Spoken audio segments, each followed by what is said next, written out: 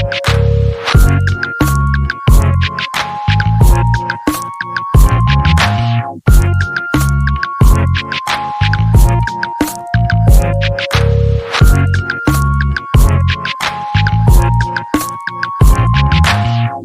wabarakatuh. Waalaikumsalam warahmatullahi wabarakatuh. Perkenalkan, kami dari UIN Raden Mas Said Surakarta, Prodi Manajemen Bisnis Syariah, Fakultas Ekonomi dan Bisnis Islam. Ingin mewawancarai Kang Sadri ini mengenai ilmu kalam tentang perspektif Muslim Nusantara tentang takdir. Jadi dalam kelompok Jabariyah yang menganut aliran teosentris, fatalisme atau predestination, berpendapat bahwa manusia tidak mempunyai wewenang, kekuasaan, atau pilihan karena segala perbuatannya itu atas dasar keterpaksaan. Sedangkan pendapat kedua mengenai kelompok Qadariyah atau Mu'tazilah yang menganut aliran antroposentrisme atau free will, yang mengatakan bahwa perbuatan manusia itu terjadi karena maksud dan motivasi manusia itu sendiri.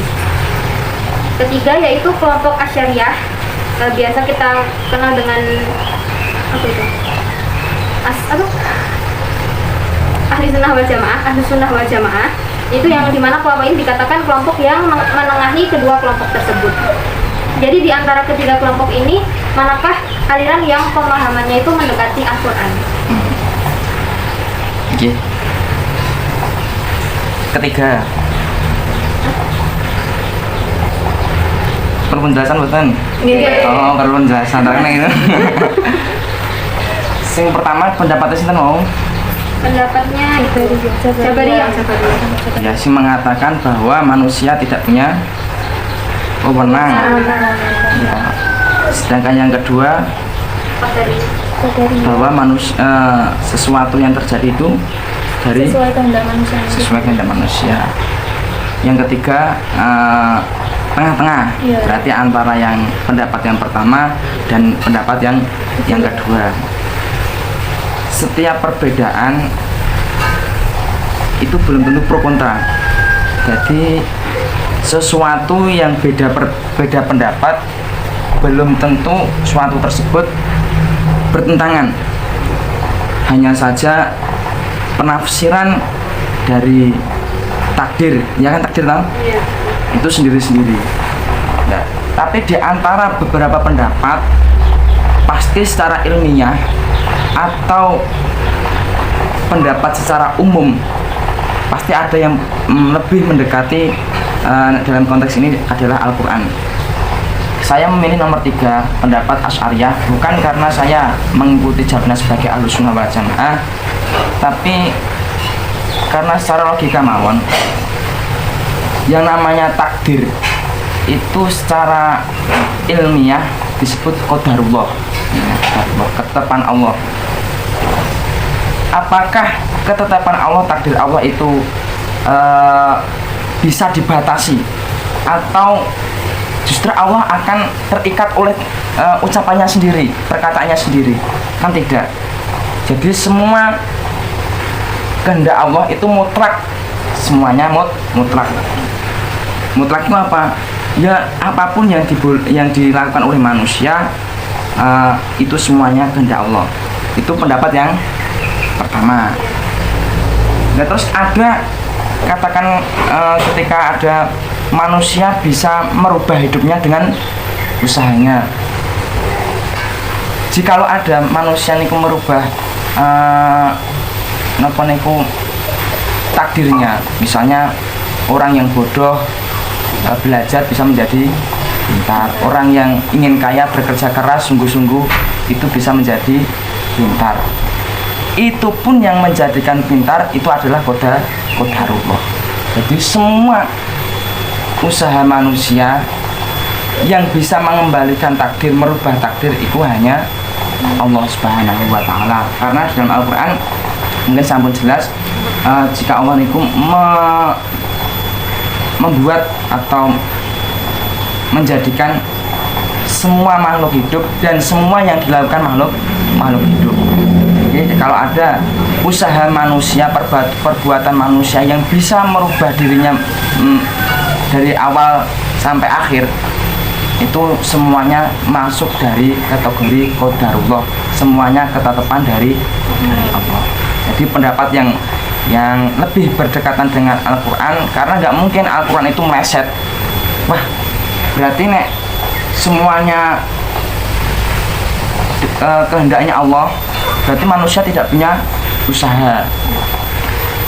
Ataupun jika manusia punya usaha, berarti takdir Allah lemah. Bukan seperti itu, karena Al-Quran selama-lamanya pasti memiliki kebenaran. Dan ikatan yang dikatakan kalam Allah itu bisa dirubah walaupun itu sudah menjadi kodoknya, karena Gusti Allah tidak punya keterbatasan. Nah, Gusti Allah punya keterbatasan, Gusti Allah berarti gak kuasa. Misalnya gini, katakan saja orang ahli ibadah di dalam Al-Qur'annya kalamullah, di dalam Al-Qur'annya kalamullah itu pasti min ahli jannah wa amilus solihati ulaika ashabul jannah. Orang yang beramal soleh pasti akan masuk surga. Mampukah Allah memasukkan neraka orang yang ahli ibadah? Nek tidak mampu, berarti Gusti Allah itu kuasane dibatasi. Ning Gusti Allah tidak dibatasi. Gusti Allah bisa-bisa saja merubah sesuatu yang sudah dikalamkan. Tapi niku mboten, karena Gusti Allah niku bersifat adil. Maksud saya berbicara begini itu bertujuan supaya apa? Supaya kita berpengetahuan bahwa takdir Allah tidak ada batasnya. Jikalaupun ada manusia yang bisa merubah usaha dengan cara usahanya, yang merubah itu Allah itu sendiri, bukan kok usaha manusia. Jadi pendapat yang lebih condong bisa masuk dalam Al-Quran yaitu pendapat yang Asy'ariyah. Gitu kurang lebihnya. Lalu pertanyaan selanjutnya yaitu bagaimana konsep takdir dalam Al-Quran secara kronologis pewahyuan Makkiyah dan Madaniyah? Arti sambungan entah. Rancangan Al-Quran secara kronologis apa mau? Pewahyuan Makkiyah dan Madaniyah. Madaniyah. Rancangan Al-Quran dawuh-dawuh utawa kalam-kalam Allah dalam Al-Quran yang di situ disebutkan takdir Allah, ayat-ayat yang menyebutkan takdir Allah itu kebanyakan pada surat-surat Makkiyah, surat-surat Makkiyah. Jadi lebih diutamakan surat-surat yang Makkiyah. Kenapa kok diutamakan surat-surat Makkiyah? Surat Makkiyah itu apa? Surat yang diturun di kota Makkah. Berarti Nabi sebelum hijrah, sebelum hijrah. Sedangkan ayat-ayat Al-Quran yang disebut Madaniyah itu ayat-ayat Al-Quran yang diturunkan setelah Nabi hijrah. Sedangkan takdir itu sudah ada dari dulu, sudah ada dari sejak Allah belum menciptakan apa-apa, sudah punya takdir, punya qadarullah, punya ketetapan. Untuk menjadikan hamba-hambanya bertauhid pasti diutamakan.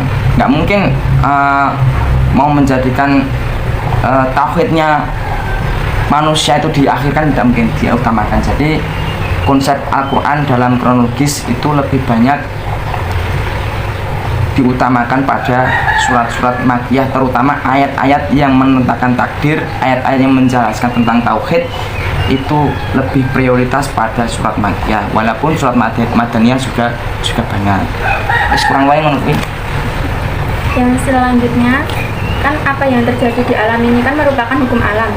Dalam hal ini biasa disebut sunatullah. Sedangkan hidayah adalah sebuah petunjuk dari Allah kepada orang yang Allah kehendaki. Nah, hidayah ini tidak bisa kita cerna dengan akal kita karena hidayah itu sama saja dengan roh manusia yang bersifat gaib. Dan kemampuan kita sangatlah terbatas akan hal itu. Apakah takdir itu berkaitan juga dengan sunatullah dan hidayah? Jadi pertanyaannya sunatullah kalau hidayah berkaitan tidak dengan takdir. Sing jenenge qadarullah kan ketetapan Allah. Sedangkan sunatullah itu ketetapan bukan. Saya tanya kembali, sunatullah itu termasuk ketetapan Allah atau tidak? Irodahnya Allah atau tidak? irodahnya kan. Hidayah juga irodahnya. Yang bisa mengatur hidayah itu manusia atau Allah? Allah. Berarti berkaitan dengan takdir. Pertanyaannya ulang lagi. Penjelasan. Pertanyaannya. Apakah takdir itu berkaitan juga dengan sunat? Enggak, sing sebelumnya. Dari awal penjelasannya. Apa yang terjadi di alam ini kan merupakan hukum alam. Dalam hal ini kan biasa disebutnya sunatullah. Sedangkan hidayah adalah sebuah petunjuk dari Allah kepada orang yang Allah kehendaki. Hidayah ini tidak bisa kita cerna dengan akal kita karena hidayah itu sama saja dengan roh manusia yang bersifat gaib dan kemampuan kita kan sangatlah terbatas akan hal itu. Pertanyaannya, apakah takdir itu berkaitan juga dengan sunatullah dan hidayah? Jawabannya itu tadi. Jadi semua sunatullah, hal-hal yang terjadi itu termasuk ayat-ayat Allah yang tersirat. Jadi kalau Al-Quran itu ayat-ayat Allah yang tersurat, sudah ada tulisannya. Jadi semua kejadian di muka bumi ini, apapun kejadian itu, seperti halnya bencana alam, seperti halnya hal-hal yang indah, seperti halnya kehidupan, itu semua ayat-ayat Allah dan itu juga termasuk takdir.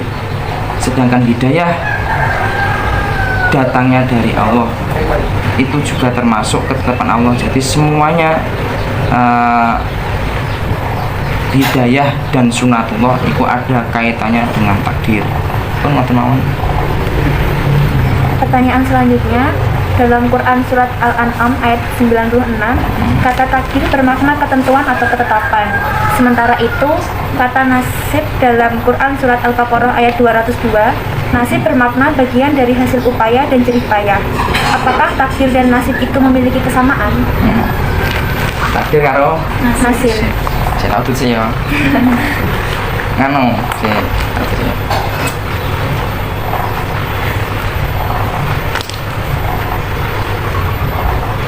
nasib maknanya apa mau? Apakah takdir dan Nasib maknanya apa? Dalam Quran mulu nasib bermakna bagian dari hasil upaya dan jerih payah?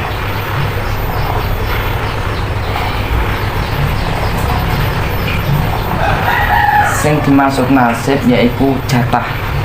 Jadi ketika wong iku duwe jatah, berarti iku nasib.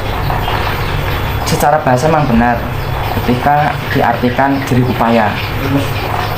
Tapi itu juga termasuk kesamaan dengan takdir, karena seperti halnya bahasa sodako.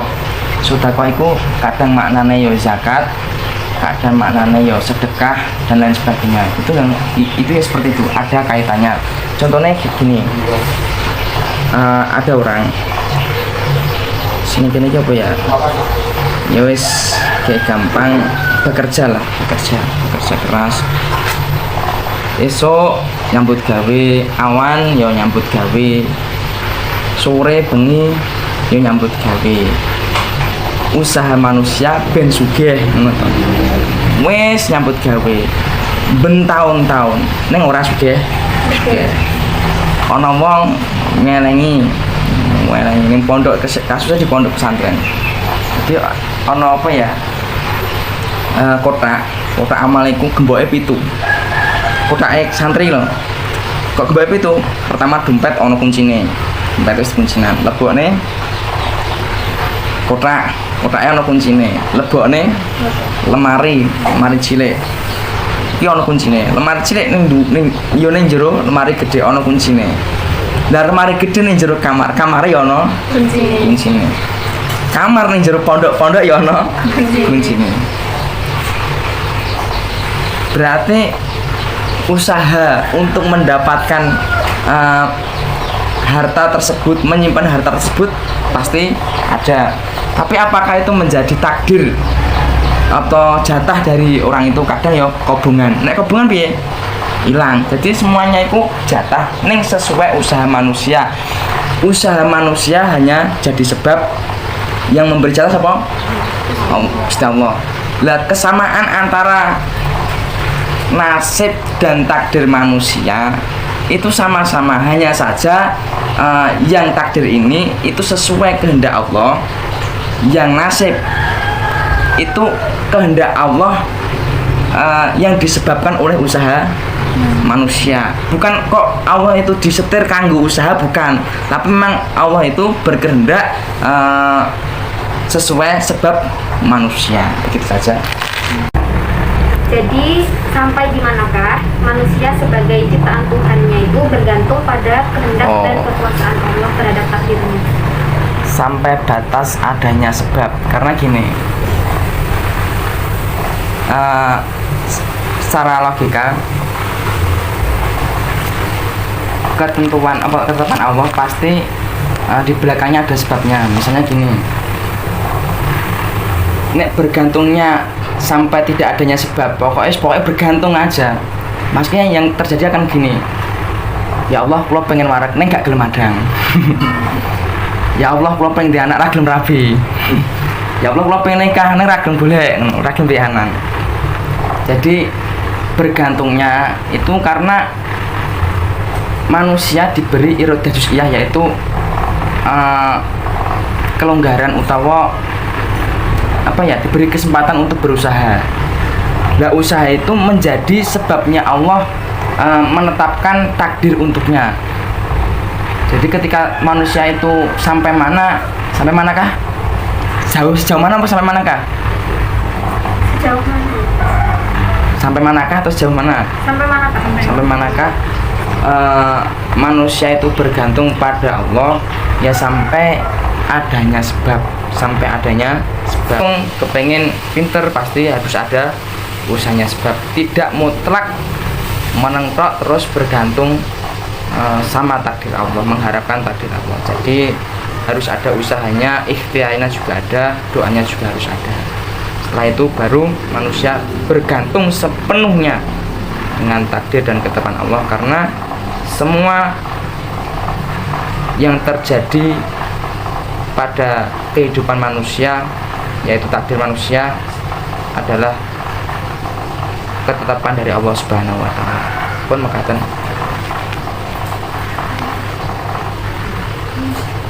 Langsung. Ini ada pertanyaan selanjutnya.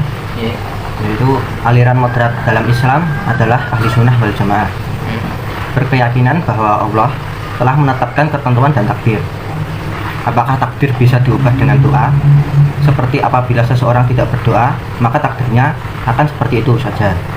Apabila seseorang memanjatkan doa, takdir akan dijalani dengan mudah.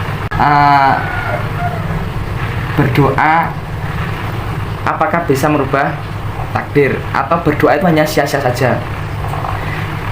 Di Quran sudah ada dawuhipun Allah, ud'uni astajib lakum, berdoalah maka akan aku kabulkan. Apakah penting berdoa itu untuk bisa merubah takdir? Penting sekali. Doa bukan berarti bisa merubah takdir. Ketika orang misalnya lagi ada masalah atau punya cita-cita, terus manusia itu berdoa kepada Allah Subhanahu wa taala tentang penyelesaian masalah atau keturutan cita-citanya. Hasil akhir setelah berdoa, benar masalah pada manusia itu hilang dan cita-citanya itu tercapai. Ketika sudah seperti itu, pertanyaannya, siapa yang merubah takdir tadi? Apakah doa manusia atau ketentuan Allah? Doa bisa merubah takdir, itu pun dari ketentuan Allah, dari ayat tadi, ud'uni astajib lakum, berdoalah maka akan aku kabulkan. Jadi semuanya bukan karena doa, tapi doa itu penting, sebab itu dawuh untuk bisa merealisasikan dawuhipun Allah, ud'uni astajib lakum, berdoalah maka akan aku kabulkan. Tapi sepenuhnya yang merubah takdir hanya Allah Subhanahu wa taala. Pertanyaan yang selanjutnya yaitu, jika berbicara mengenai takdir, di dalam kehidupan ini manusia hidup dengan takdir yang dikaitkan dengan berbagai nasib yang mereka jalani. Nasib sendiri terdapat dua kemungkinan, yaitu ada nasib baik dan buruk. Untuk itu bagaimana seharusnya seorang muslim dalam menyikapi sebuah takdir yang telah ditetapkan untuknya, baik itu nasib baik atau buruk itu. Sikap seorang muslim menyikapi nasib atau takdir, baik nasib itu baik atau buruk. Cara sikap yang paling tepat adalah mensyukurinya nasib tersebut, nasib itu baik ataupun buruk. Bersyukur itu ada berapa? Ada 3. Yang pertama dengan lisan qauliyah, yang kedua dengan perbuatan yaitu tindakan awaliyah, yang ketiga dengan arkan hati yang mantap atas ketetapan Allah. Dan bagaimana cara mensyukuri hal yang baik dan hal yang buruk? Itu kan cara mensyukurinya. Jadi kadang wong bisa berkata piye nek entuk takdir apik utawa elek, ya wis disyukuri wae, tapi cara mensyukurnya yang keliru. Nah, cara mensyukuri ketetapan Allah atau nasib yang diberikan oleh Allah kepada manusia itu berbeda-beda. Ketika mensyukuri nasib yang baik bagaimana, ketika mensyukuri nasib yang jelek bagaimana. Tentunya ketika mendapatkan sesuatu hal-hal yang baik, pertama hati kita harus merasa senang, merasa bersyukur, merasa mantap bahwa itu semuanya adalah kasih sayang dari Allah. Itu secara qalbiyah atau keyakinan hati. Secara lisannya biasa alhamdulillah, disyukuri. Secara perbuatannya kebaikan itu manusia harus bisa mengolah, terutama seorang muslim harus bisa mengolah bagaimana kenikmatan atau nasib yang diberikan Allah yang baik itu bisa dirubah menjadi ibadah. Jadi, pemberian nasib dari Allah yang baik itu bisa bernilai ibadah bagaimana?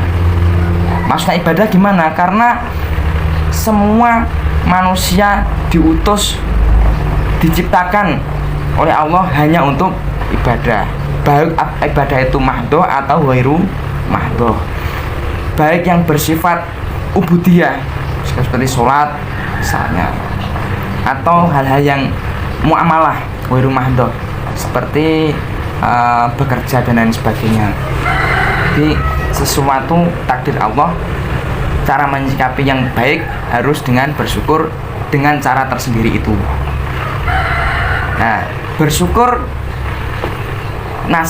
kepada nasib yang diberikan Allah yang bersifat buruk, seperti halnya orang tersebut mendapatkan ujian, apapun bentuknya ujian, besar kecil pun apa ujian, itu harus disyukuri. Nah, bagaimana cara mensyukuri hal-hal yang atau nasib sing kita elek iku piye carane? Misale kok sampeyan nang dipegat pacare umpama, mensyukurine piye? Misalnya sampean lagi gawe skripsi direvisi wae terus, kepiye cara bersyukure? Utawa wayahe bayar kuliah pandan-pandan duit terus mau nasib sing apa sing. Nah, cara bersyukurnya sendiri sama, sebenarnya hampir sama, hanya saja di situ ada nilai kesabaran, keikhlasan, bahwa apapun ciptaan dari Allah, apapun yang diciptakan oleh Allah untuk manusia, semuanya ada manfaatnya, semuanya mengandung hikmahnya. Bersyukurnya bagaimana? Pertama, jangan mengeluh, jangan putus asa, jangan bersuudzon pada Allah Subhanahu wa taala. Yang kedua, mengambil hikmah dari hal-hal yang buruk tadi. Hikmah itu apa? Sesuatu kebaikan yang timbul dari sesuatu yang buruk yang bisa kita ambil. Contohnya, ketika sampean membuat makalah atau membuat secara bahasa sampean kan skripsi lah di akhir, terus pasti harapan semua lah mahasiswa sekali membuat ya nek iso ya langsung di ACC gitu kan. Tapi ketika kok tidak di ACC, bahkan direvisi beberapa revisi tetap ada kesalahannya, bahkan jatah iki wisuda masih 2 tahun lagi wisuda, sebabnya apa? Skripsinya perlu revisi. bersyukurnya jangan putus asa. Kedua, mengambil hikmah tadi. Oh iya, berarti hikmah itu kebaikan yang ada dalam suatu nasib yang buruk. Berarti nek aku direvisi terus, justru kesempatan saya belajar itu semakin panjang, ilmu yang saya dapatkan semakin panjang. Kuliah 4 tahun dengan kuliah 6 tahun, kira-kira cara logika mawon ilmune niku akeh sing diulangke sing 4 tahun atau sing 6 tahun? Sing 6 tahun pasti iku. Semuanya hal-hal dakwah lah. Hal dakwah seperti saya umpamanya. Sekarang Kang Santri berdakwah misalnya kepada masyarakat di sekitarnya. Ada nasib baik, ada nasib yang buruk. Ketika mendapatkan nasib yang baik, seperti misalnya masyarakat ketika diberi nasihat, diberi ajakan langsung ikut, mudah dijak ikut. Ada kalanya belas ra gelem melu, dijak didawai kaya ngopo, diajak apik ora gelem sing melu. Ana kalane gelem melu ning dantek, kadang semangat melu, kadang ya ora. Nah ketika ada yang baik seperti itu disyukuri. Bagaimana? Nah ketika ada yang buruk, yang saya bahas ini, ketika ada yang buruk, misalnya kok jamaah dijak, masyarakat dijak apik, dijak suatu jamaah bareng-bareng, dijak ngaji bareng-bareng, gak enak sing gelem, ya diambil hikmahnya saja. Hikmahnya apa? Justru mereka membuat peluang kita untuk dakwah, memberikan kesempatan kita untuk dakwah. Wah iya, masyarakat do angel-angel, kesempatanku dakwah malah akeh. Nek masyarakat do manut kabeh, engko malah gak entuk kesempatan dakwah, ganjarane luwih akeh. Timbangane sing kabeh do manut, sekali dikandani manut kabeh, ya wis dakwah kuwi tok. Tapi nek ketika gak manut didakwahi terus entuk ganjaran, iki gak dikandani sesuk dikandani entuk ganjaran neh. Sesuk gak gelem dikandani entuk ganjaran. Berarti mengambil hikmah daripada suatu nasib yang buruk. Cara menyikapi, intinya dari awal dari akhir, cara mensikapi nasib yang baik ataupun buruk dari Allah Subhanahu wa taala. Caranya seorang muslim yang baik itu adalah bersyukur dengan 3 pos tadi, dengan cara sendiri-sendiri. Begitu kurang lebihnya, mohon maaf. Nih. Alhamdulillah, ini pertanyaannya sampun terjawab semua. Oke. Untuk Kang Santri, terima kasih telah meluangkan waktunya untuk kita wawancarai.